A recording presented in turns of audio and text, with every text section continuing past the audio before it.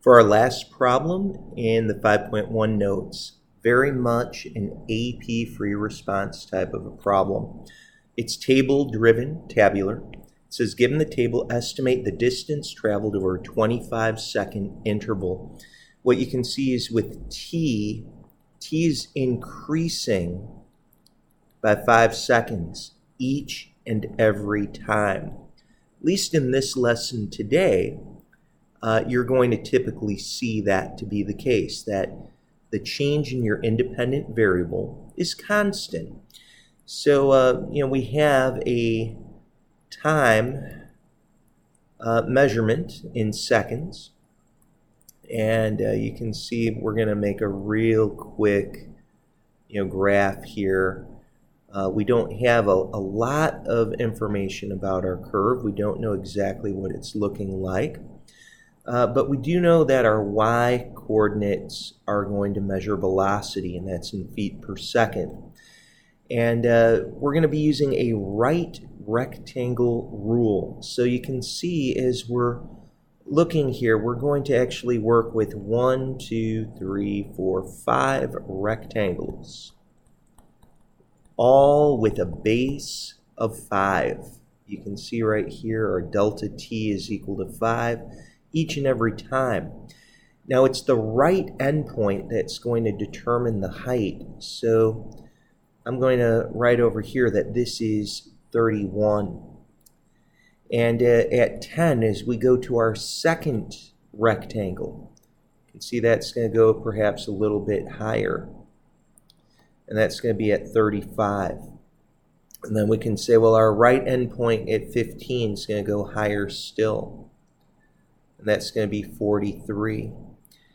And then at 20, well, we go just a little bit higher still, up to 47. And then at 25, we actually drop down just a little bit. That's at 46. And we do need to pay attention to that because that is the height of our rectangle. That's how our heights are being measured. Now, every base is 5. So this area, and by the way, if we look at an individual rectangle, I'll write this over here. We've got seconds for our base. We've got feet per second for our units going vertically. When you multiply those two together, you'll just get feet. So that's something to pay attention to. Take a look at this first rectangle. You've got a base of 5. The right endpoint, you can see right here, is 31. You go to your next rectangle, and that's going to be over here. You can see again, that's going to be a base of 5. And in fact, all of these bases are going to be 5, aren't they? You can see that this height, though, is going to be at 35. Then we keep going. We're going to look at this thing right here, maybe filling it in with circles. And you can see in this rectangle it's 5, but what's the height? Well, the 15 determines the height. That's going to be 43. And then we can say this next rectangle. Again, all these bases are 5. This time it's the 20 that determines the height. That's 47. Finally, we'll have our last rectangle. Maybe go back to color again. You could say, what about this thing right here? Well, you've got a base of 5, as always, but your height, right endpoint, is going to be at 46. You're going to see that the only height that was not used was that first left endpoint. Of course, in an RAM, we don't use the left endpoint. You work this out, and you're going to get feet. And of course, right now we could, in a heartbeat, work this out. Now, what I want to call to your attention is we can factor out of 5.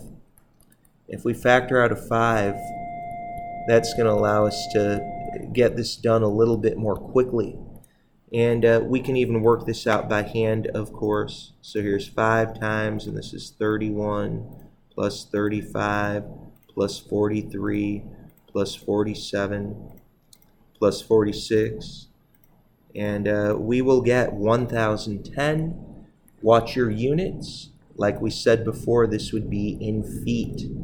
As we measure this area, like we said before, look in that top right corner. It's feet per second times seconds. That's just feet.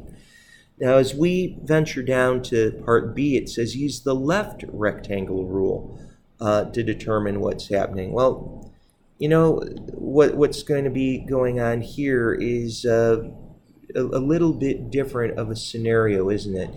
You can see that this time we're still going to have time down here. We're still going to have here 0, 5, 10, 15, 20, and 25. But, you know, it's always going to be the left endpoint of 25. Right up here, you know, 31. You know, up here at 10, it was, what was it, 35. And then we had 43. We had 47. And rest assured, what's really happening is it's these left endpoints that are determining the height. So you get a picture that looks something like that now. You could look at it from that perspective. First rectangle, you can say, well, I've got a base of 5, but my height, you can see right here, is 25. And I'd have 5 times, well, now we're looking at this rectangle right here. What's your height? Well, that's 31. Go over here to the middle one, that's 5 times 35. Then we'd go 5 times 43, 5 times 47.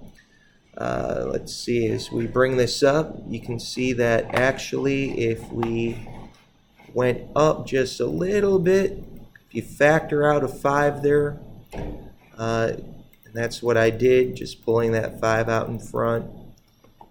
When we hit enter, you'll get 905. So this would be 905 feet. So these table problems are pretty important. We're going to keep talking about it, but hopefully that's making sense to you.